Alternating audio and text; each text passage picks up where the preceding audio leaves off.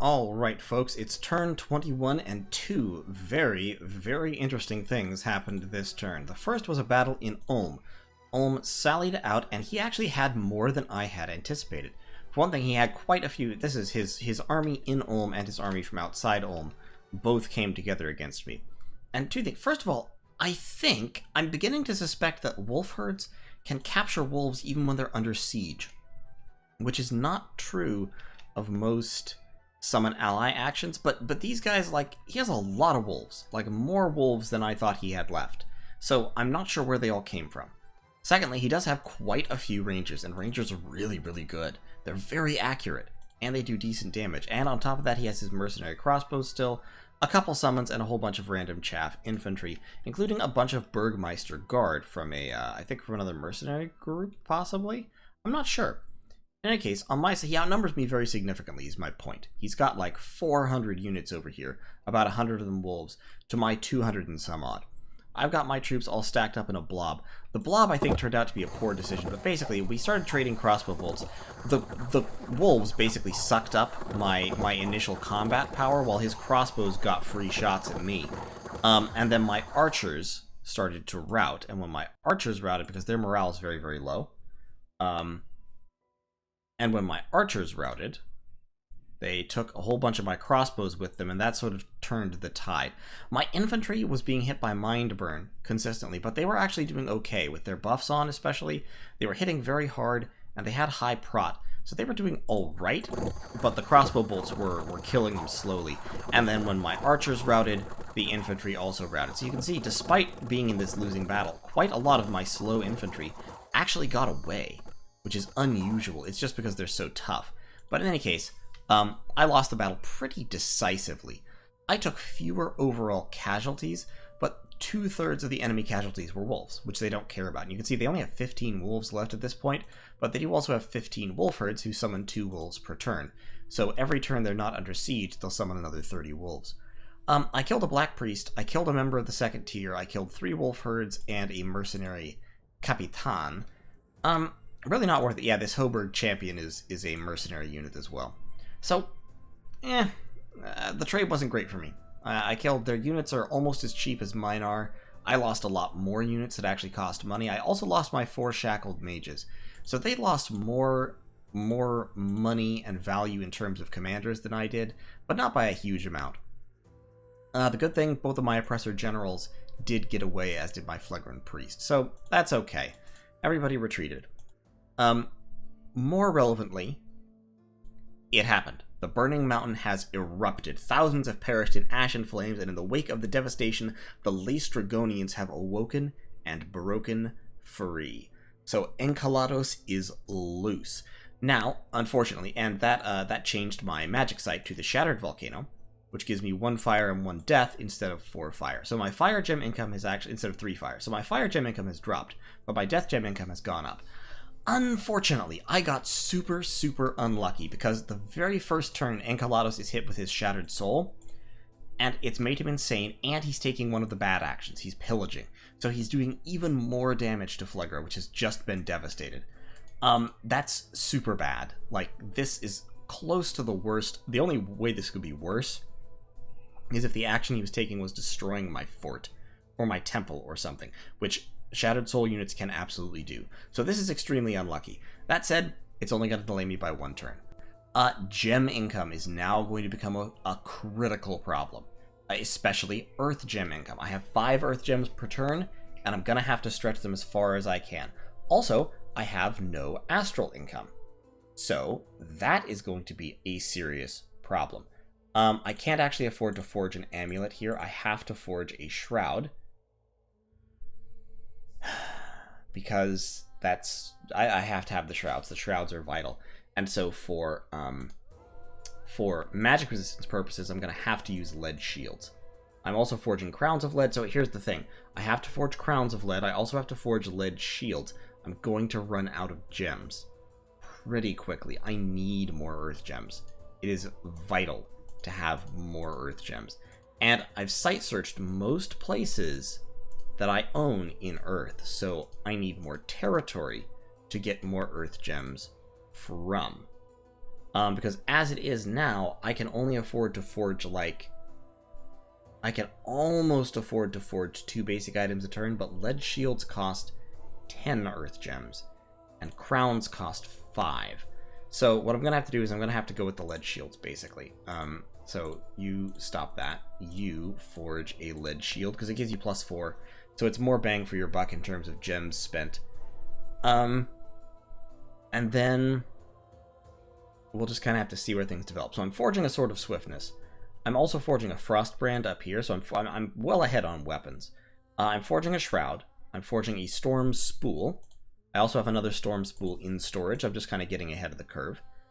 So I will at least have those 2 pieces of kit. Those are the 2 really critical pieces of kit. Those and the Shroud, the Storm Spool, and something that increases magic resistance. Some one item to increase MR. Those are the critical parts of the kit.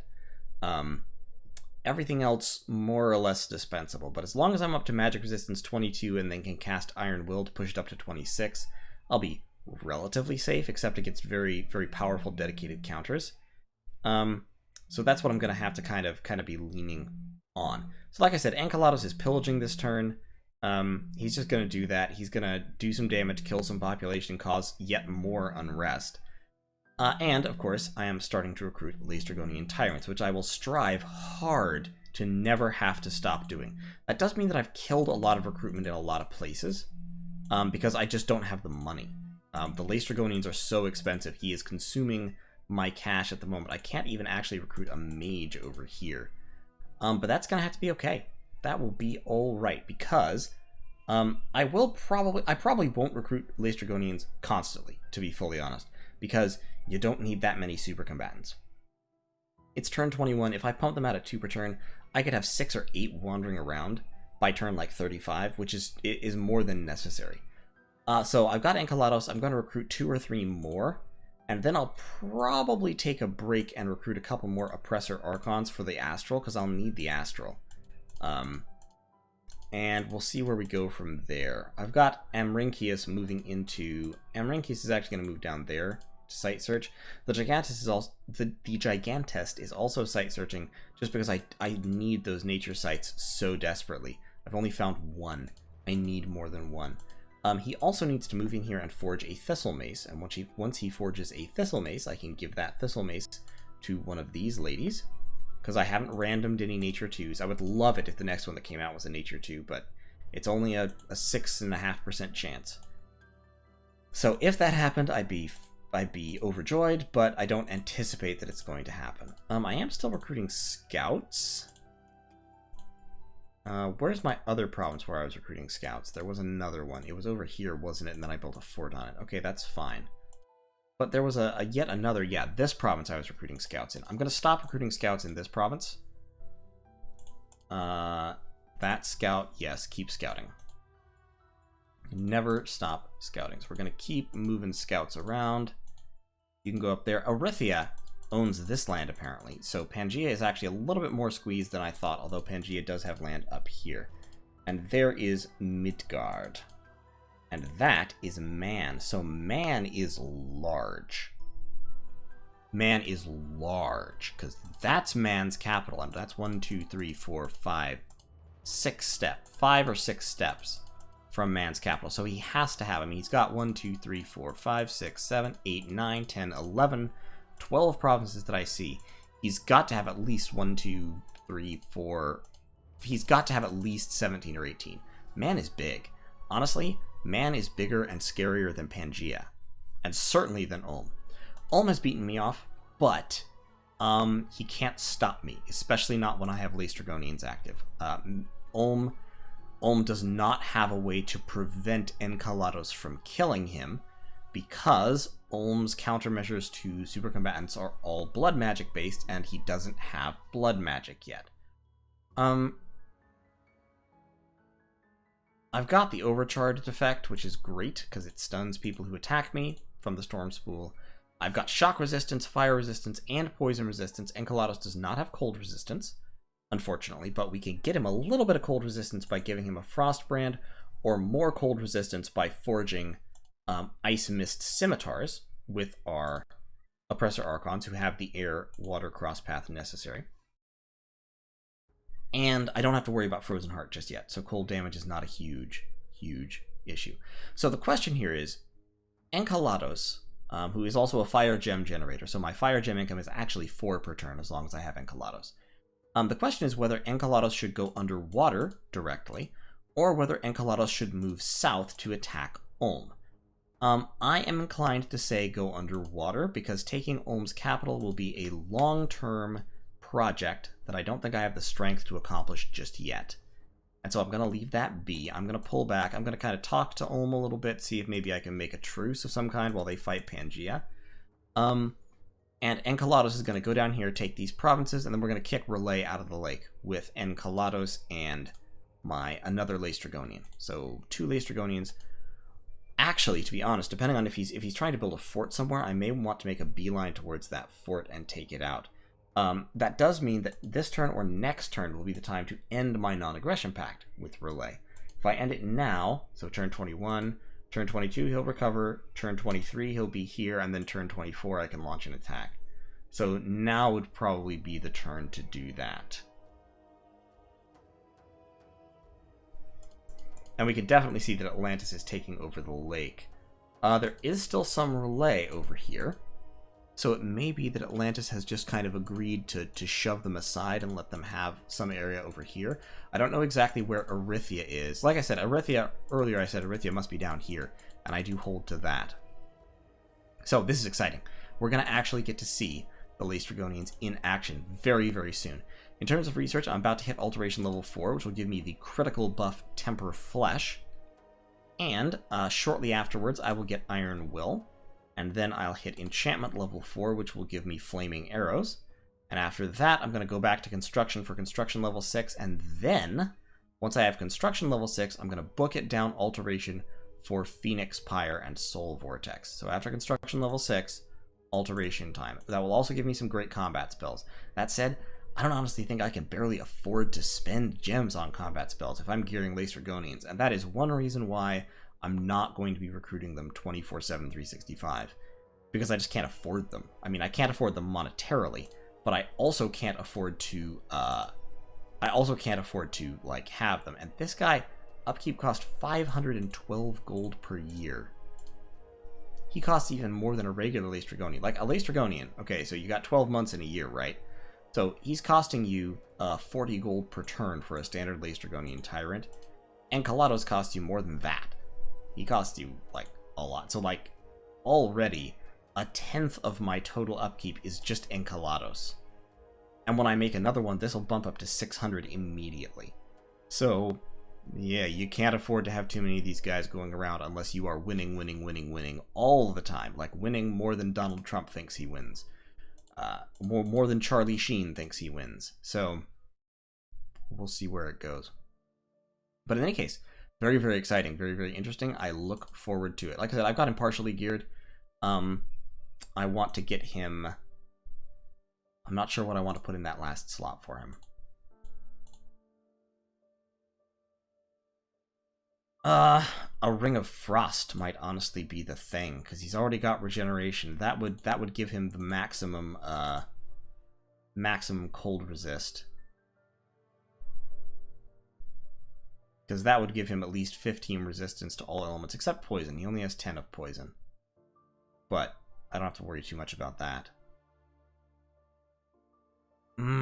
Yeah, that's a thought. That is definitely a thought. If we set you to research, and instead have you forge just a Ring of Frost. Not a Water Lens. Or a Horn of Valor. Amulet of Giants, of course, does not do anything. See, these are why I want a Nature level 2, because then I can fill that last slot with an Amulet of Resilience, or a Ring of Regeneration to give him double regen, which would be fantastic. For now, let's do a Ring of Frost. Because that will give Enceladus, like I said, all types of elemental resistance. And he will have the magic resistance, and he'll have very, very good damage output. The Firebrand, the Serpent Legs, the Snake Tresses. They have been changed. They did get changed. So they're Snake Tresses now. They are hair, not structural snakes. Snake support beams. Beam snakes. Snake beams, etc. But I think we can do this. He doesn't have his buffs yet. really. He can cast, right now he can cast Iron Skin, and that's close to it. He can drop Resist Cold or Skeletal Body on himself, but he doesn't really need it. So instead, he's just going to cast Iron Skin. Fire Shield does not work underwater. Otherwise, it would be very useful. So we're going to go Iron Skin, Skeletal Body, and then attack closest. Is how we're going to script Enceladus for now. As soon as we, next turn, we'll change that script to Temper to include Temper Flesh. And like I said, I just can't move him. So unfortunately, he's just going to wreck up my capital a little bit more. Other than that, nothing much is going on. We're actually pulling back our troops here. We're gonna pull back into this this spot where we're building a fort and get some more troops forward into that zone, just to make sure that that Ulm can't push us back in any meaningful way. And we'll see how things develop. So thanks for watching, and I'll see you in turn 22. Alright folks, it's turn 22 of Do You Even Lift. No expansion this turn. We did find a Chasm of Strange Lights in Light Hills, which is fantastic. That's another Pearl and another Earth Gem per turn. So our Astral Pearl income is now an income, and we're up to 6 Earth Gems per turn, which is great. Only 2 Fire Gems, so our Fire Gem income is actually quite low at this point. If we look at our magical resources, gems, they're doing okay, not fantastic. 11, 12, 16, 17 gems per turn total. Could be better, could be worse. The Gigantus needs to move in here so we can forge a few Thistle Maces. Amaranchius is site searching here. All these places have been site searched okay. I would like to get everywhere site searched up to level 2 Astral pretty quickly. So we'll need to cycle Amaranchius around some more. Iontes, meanwhile, we need to get one of these guys back into forts so that they can do a little bit of forging for us. Ialmanos is actually a fantastic forger because he has Earth 2 and he has Astral 2, so he could forge crystal coins if and when I have the free gems to do that. My second Laestrygonian Tyrant will be coming out this turn. After that, I may take a break for a second to get a little bit of money because my cash situation is kind of dire right now. I actually can't afford to recruit hardly any troops, and in fact, I can't afford to recruit a mage up here without canceling something else that's important. I've already stopped recruiting scouts there as well. So the Laestrygonians really putting a strain on me, which is, I mean, it's what they do. It's their balancing factor. Enceladus has his gear, including his Ring of Frost, and so he is going to plunge into the water. We're going to take that province, this province, that province, and that province, all from Relay. After that, like I said, probably going to end the Non-Aggression Pact and take the rest of the lake because expansion on land has stalled. Ulm, it looks like Pangaea is going to go in real hard once again to try and finish off Ulm for good and all, and they might well do it at this point. Man is actually the largest and most scary looking person that I see. Now, there might be somebody larger and scarier in here, because there are some nations that I don't see, but Man has 1, 2, 3, 4, 5, 6, 7, 8, 9, 10 provinces, 11, 12, 13, 14, 15 that I see, including being in Midgard's cap circle. Now, those 15 also imply that Man controls at least most of these provinces. That would be 16, 17, 18, 19, 20, 21, which is a lot more than me, and I don't like that. So going into the water is kind of going to be my saving grace here, because the water is 1, 2, 3, 4, 5, 6, 7, 8, 9, 10, 11 provinces that I can have that most other people cannot have. And I should be able to kick Relay out of it pretty effectively. Like I said, I still have a non-aggression pact for 3 turns with him. I'm going to take that. I will probably send both of my Laestrygonians down there. Enceladus and the other one I recruit. I may recruit a third and retire Enceladus to sit on Golan Fens and generate fire gems for me. Because Enceladus is basically, I didn't count him in my fire gems. My fire gem income is actually 4 per turn, because Enceladus gives me 2 per turn. But of course he has to be in a fort in order to transfer them over to my lab, or at least somewhere where there is a lab. So there's that. But once I take these water provinces, I should be able to hold them with very little by way of defensive commitment for a long time, because Ragha can go down there with turtle warriors, but this fort is going to be very hard for Ragha to defend because they've got this independent province right in the middle. So they can fly, I believe they can fly their mages over, but they can't fly their cavalry over. All those Savaran Guard they're recruiting have to take the long way around to reach Bright Woods. And so I should be able to take Bright Woods off them without too much trouble if and when I end my non-aggression pact with Ragha. I don't think I'm going to be able to take Ulm. Like, the odds of me taking Ulm seem fairly low at this point. Let's send that scout out somewhere. I don't think it's going to happen. I think Pangaea is going to take it. If Pangaea doesn't take it, I could take another crack at it. Here's my big issue. The Recruitment. I don't have full gear for them yet. I don't have construction level 6, and I'm having trouble affording all the gems that I need to spend. Ideally, these guys, like Enceladus right now has morale 20. I actually don't know where some of that is coming from, because Friendly Dominion Home Province Blessed. Blessed gives him +1. Friendly Dominion Home Province is +2, so that should be 18, but he actually has 20, and I don't know why. Like, there's 2 extra morale that Oh, it's coming from the Firebrand. Okay, there we go. So he's got 20 morale, which makes him pretty safe from Dryads, but not 100% safe from Dryads, which means I don't really want to use him against Pangaea. Abysia has that memeish assassin bless, which means I don't really want to use Dragonians against Abysia either, because Abysia can assassinate them. Now, Abysia can't assassinate them effectively until they get construction 6, until they have armor negating weapons. But they could still potentially assassinate them before that, and it's a risk that I'm not really willing to take, because these guys are super expensive. And honestly, I think you can get some armor negating weapons at construction 4, can't you? Like, what? The gate cleaver is what they used before, but they could use a halberd, a great sword of sharpness, because with quickness, 15 damage armor piercing, with quickness on an Abyssian assassin. Let's look at what the strength of those guys is. So a Slayer Worm, strength 14, so yeah, 29 AP damage hitting twice per turn.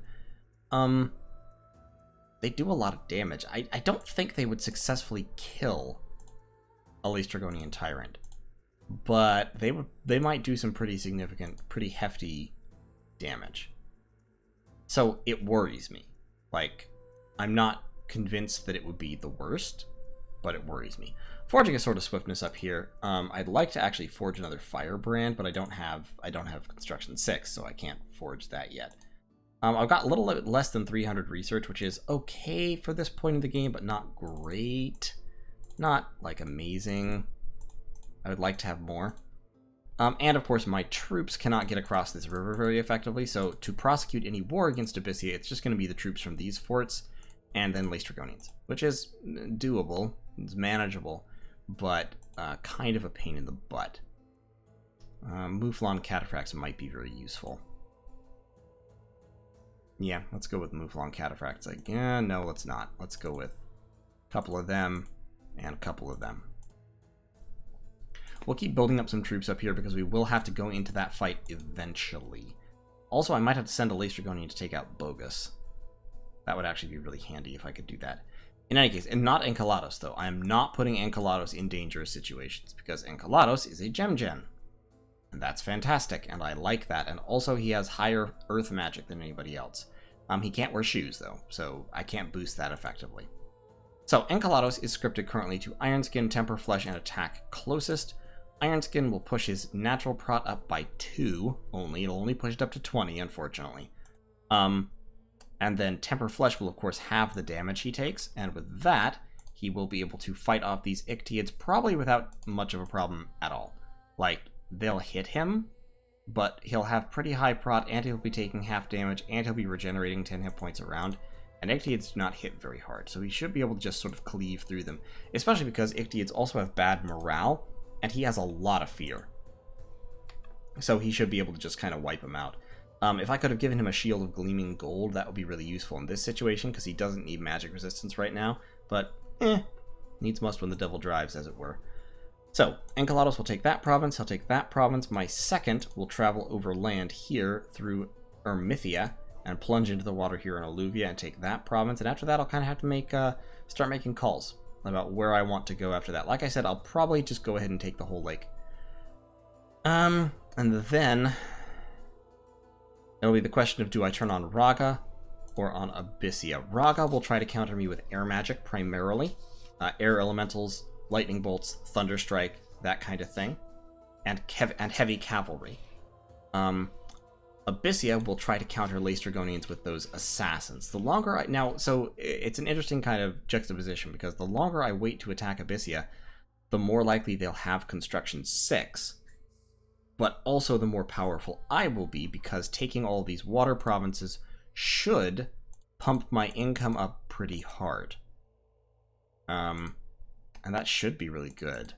Especially if I can manage to clean Relay out before they build, like, forts and temples in here. So we'll kind of have to see how things develop. But in any case, that's turn 22. And turn 23, I'm moving Weenie Jr. down with his 101 units. I'm actually gonna put all these guys in his army as well. Just so he has them. And then he can have a few more crossbows. In fact, take the archers back. Take all crossbows. There we go. So he's going to move down with 140 units just to kind of like be hit my mouse, just to kind of be here, say hi, see how things go. I would love to take Ulm if I possibly could. I just don't think I can. I just don't think I can. Got 58 more mixed ranged units here on Lemnos' army. Well, I'm going to move back down to Kunal, and we'll see. We'll see if we can maybe set ourselves up. Like, if Pan goes in this turn, that'll be one thing. If Ulm can push Pan off one more time, then I'll try and take... I'll sincerely try and take Ulm. Because I think the balance of power has shifted far enough that I could potentially manage it. But for right now, we're just going to have to kind of see how things develop. And that's the turn, I guess. So, thanks for watching. I'll see you all in turn 23. We'll get to see our first Laestrygonian action. I hope he doesn't die like a bitch. I really hope he doesn't. He's got the overcharged, so he can potentially stun his attackers. He's got the fear, he's got the regeneration, he's gonna have the temper flesh. He should be fine. He should be fine. I've just seen too many thugs die unexpectedly to not be worried. Forging a lot more items. We're forging a Girdle of Might, Amulet of Anti-Magic, Owl Quill, a Crown of Lead. We've already got another lead shield. We've got a Sword of Swiftness, a Storm Spool, and another Ring of Water Breathing, which we won't need. And, of course, 2 Shrouds. So we should be fine in terms of Shrouds. We'll be spending our Astral Pearls as and when we get them on Amulets of Anti-Magic until those 2 are used up. Like I said, I probably won't have more than 3 or 4 Laestrygonians running around for the next, I don't know, 10, 12 turns or so. And then I'll pump out a few more in the later game for specific purposes. But I really can't afford to have all Laestrygonian recruitment all the time. I've got to have a little bit more variety, as it were. So, in any case, thanks for watching. I'll see you all in turn 23. Alright, folks, it's turn 23. And we got our first taste of Laestrygonian action this turn. Not too terribly exciting, but we sent Enceladus, the first of the Gigantes, underwater with his kit in order to beat up on a whole bunch of hapless Ictiads. Now, Ictiads have nets, which normally are very scary to thugs and supercombatants, but notice, can be negated by large or strong beings. Ictiad nets straight up don't work on Laestrygonians because they're big, because Laestrygonians are size 6. So, that instantly nullifies the thing that makes Ictiads dangerous. And so, with his mighty combat speed 4 underwater, Enceladus slithers very, very slowly forward. They come in to attack him, and boom, boom, boom. He finally takes a point of damage and goes berserk. When he goes berserk, his protection is 28 because of the extra +4 from berserk. Now, of note, worth noting, in his script I have him casting Iron Skin. Enceladus basically, before anything, has 18 natural protection, 14 basic, and then +4 from his earth magic, which means that actually for him, Iron Skin and Stone Skin are effectively the same spell. Iron Skin gives Iron Skin boosts your natural protection to 20 if it's below 20, and Stone Skin gives +2 natural protection if you're above 15. So they both effectively give him +2, which means he can pick at any given time whether he wants to be less cold resistant or less shock resistant, depending on who he's fighting. Nice little Benny. For other Dragonians, Iron Skin is a little bit better because their nat prot is, if I recall correctly, 16, and so they can... Iron Skin gives them a tiny bit more protection. He's so slow underwater, but it just doesn't matter. He just kills everyone he touches. So, yeah, he got 16 kills there before the enemy broke and ran, and we've conquered our first undersea province. So Enceladus is now hopping up here to Serenity to take this province, which was agreed upon by Relay and I that I could take that province. So we're not breaking the non-aggression pact by doing that. However, I am going to need to cancel the non-aggression pact with Relay pretty soon. I also have a second Dragonian, Kyphos, and Kyphos has a lead shield to kick his magic resistance up to 23, and he's wearing a Girdle of Might. I could swap this out for an Amulet of Anti-Magic, which would make his magic resistance 27, but I don't need to. He's got a Sword of Swiftness as well, which gives him 2 mighty 43 strength attacks, and helps push his defense skill up to decent levels. Not like incredibly high levels, but decent levels. He'll shrug off a few hits. And you can see, yeah, his nat prot is 16, so casting Iron Skin gives him +4, which increases his total protection to like 23, I think, as opposed to 22. So, little bit more worthwhile. He also does have the Storm Spool for the shock resist. He doesn't have any cold resistance because he is not using he doesn't have the Ring of Frost that Enceladus does. He's using that slot for Reinvigoration instead. I still need to hit Conjuration level 3, which will happen next turn. At that point, he'll have Earth Power, and that will keep him Fatigue neutral. He's actually already Fatigue neutral with the Girdle of Might, and then when he goes Berserk, the Earth Power will counteract that, so that'll be fine. Gathering troops, moving some troops down here. He's moving south, Kyphos is, in order to attack Ulm. And I'm recruiting one more Dragonian Tyrant. I may recruit a 4th, I'm not sure. I'm thinking not at the moment. But that 3rd one is going to go into the water. I've got decent gear for him already. I need to forge the shield. And I need to forge... I'd like to have a Crown of Lead for him as well. I do have a Crown of Lead for Kyphos. So, that's the plan. So Kyphos is going to hop all the way down here. And then he's going to pass through a couple of provinces. Unfortunately, he's going to hit a really valuable province on the way. I think he's going to hit Strongdale and kick the unrest up in Strongdale, which is a little bit sad, but not the worst thing that could happen. And then he'll pass through Mountains of Madness and attack Ulm. So 1, I think he can skip that province, because it's not a mountain. 2, 3, 4. 4 turns should see him in Ulm. And Ulm cannot stop Kyphos. Now they have the crossbows, and by massing crossbows, they might theoretically be able to do damage through his prot, enough to chip him down, but he is regenerating, and on top of that, he'll have the Temper Flesh active, which will have the damage that the crossbows do. So the crossbows do 11 damage, 11 piercing damage. His prot will be about, like I said, 23. They'll remove 60% of that, so 23, remove 12, let's call it 12, 11, and then another 2. So they'll be down to about 11 damage versus 9 prot. They will be doing damage on average, but then you have that damage. They'll effectively be doing 1 damage per hit, which means he'll have to be hit 10 times or more in a single round to actually take net damage. And of course, once he gets into melee, he'll have the fear and everything, and he'll cause a lot of... I think, with very little chaff, he'll be able to collapse this entire army no problem, especially because he'll also cast Iron Will on himself, so his magic resistance will be 27, and he won't effectively be killable by the Astral/Blood mages.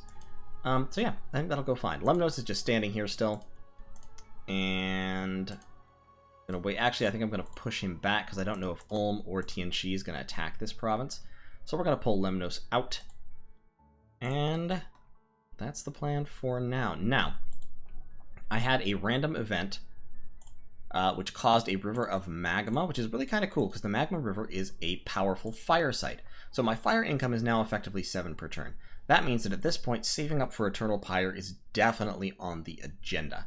I think, if I recall correctly, yeah, because the Anathemate Dragons are only fire 3 with the random. So yeah, I am I'm the one probably with the best shot at Eternal Pyre, in the sense that any of my Laestrygonians can forge the boosters they need to just be Fire 6 out of the gate. And I don't think... I mean, actually, I know that Abysia did not take a Fire God. Wheelchair, the Great Warlock, because of their Bless. They took a ton of Swiftness and they took Quickness. So Wheelchair is a Water Air God. So they don't have Fire on him. Which means that I think I'm the only one who can reach Fire 6 without Empowering. So Eternal Pyre is very much in my wheelhouse. Now, Eternal Pyre, if we look at research real quick, Eternal Pyre requires Enchantment level 6, which I'm not going to go for immediately. I'll be going down there eventually, but not right now. Eventually I'll go down here and see if I can cast like Hidden in Sand or Hidden Underneath or something, and with a Laestrygonian and get some cool stuff out of it. But so Enchantment level 6 is definitely on my radar. I need to hit Conjuration level 3, Enchantment level 4 for Flaming Arrows. I need to get Construction level 6, and then my first high level... I mean, I need to go down to Alteration level 7. And in fact, I might do that before taking Construction level 6. Because level 6 construction items are really cool, but I can actually... I mean, like, this is perfectly functional kit. Like, this works. This will clear armies with the right spells behind it. It's more important to get Phoenix Pyre and Soul Vortex active for Laestrygonians than it is to have level 6 gear.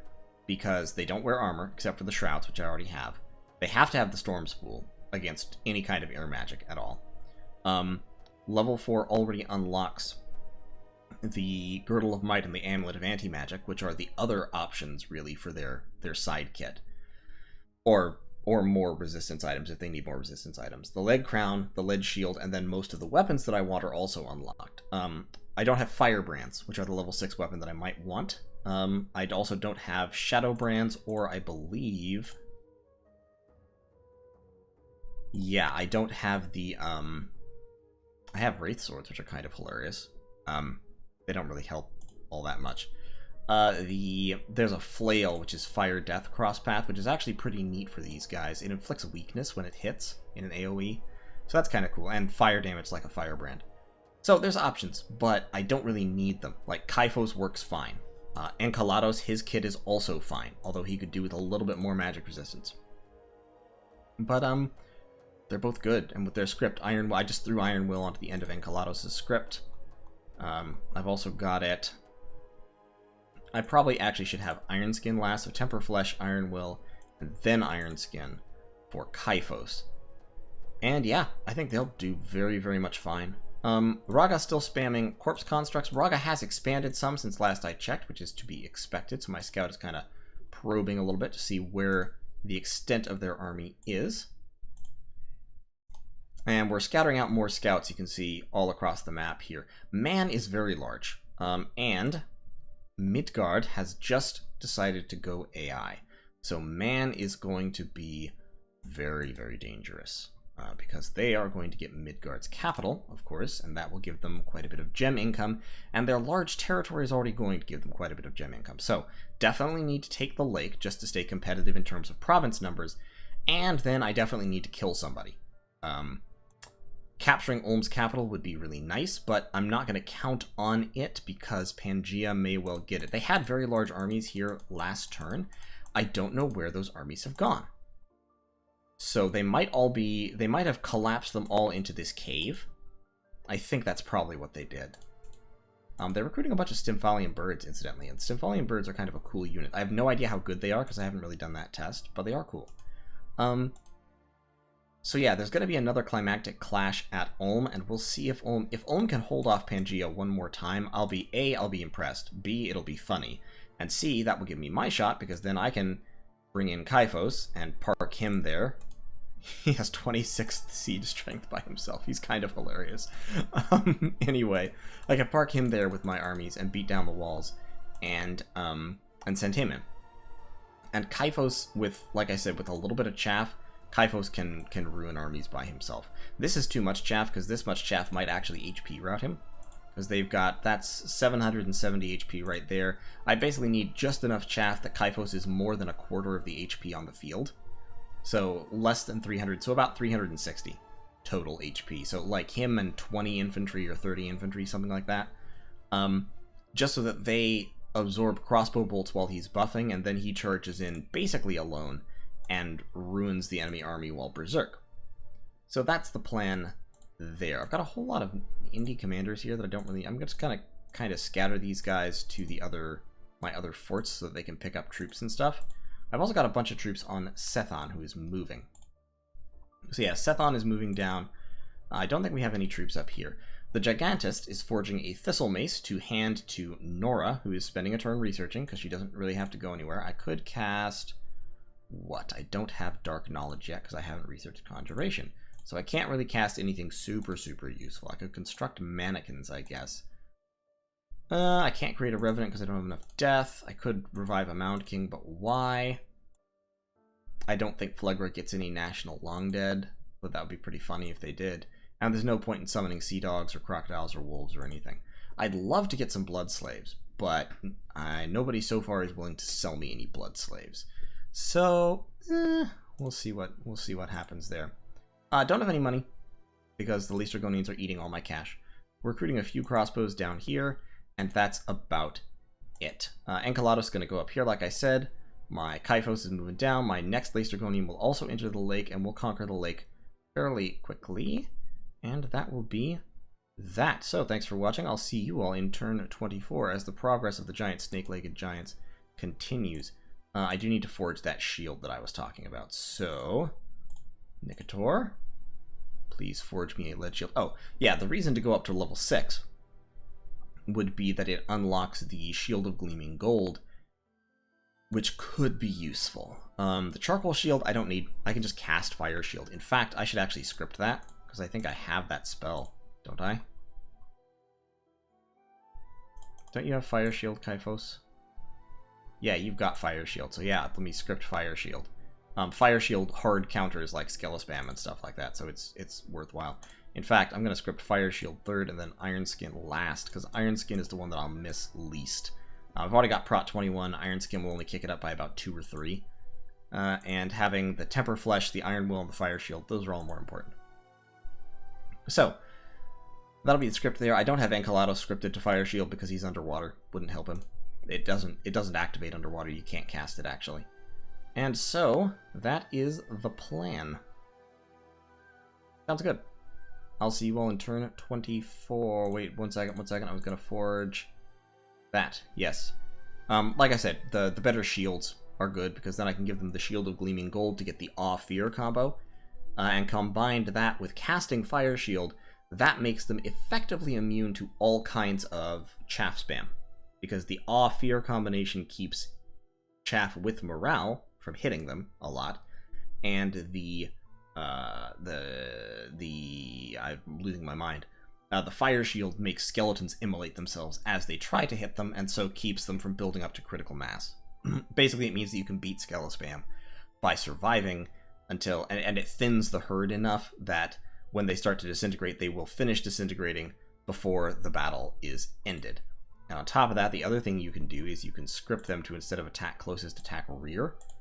And if they're scripted to attack rear, then once the skeletons will let them move, they will tend to charge past the skeletons to attack any mages, any unconscious mages that are left on the field, which can be more useful than them trying to just like hunt down lone skeletons for no reason. So that has been a brief discourse on Super Combatant Design, and that will be the end of the turn. I'm sending Ialmenos underwater to site search in the water provinces I conquer with the Ring of Water Breathing. And once he's hit these provinces under here, he'll also go up here and site search. I may forge in fact, I think I'm going to forge another Ring of Water Breathing. Where is it? There it is. Forge another Ring of Water Breathing. Don't I have another hammer? Yes, have another hammer. And we'll use that. We'll give that to another, like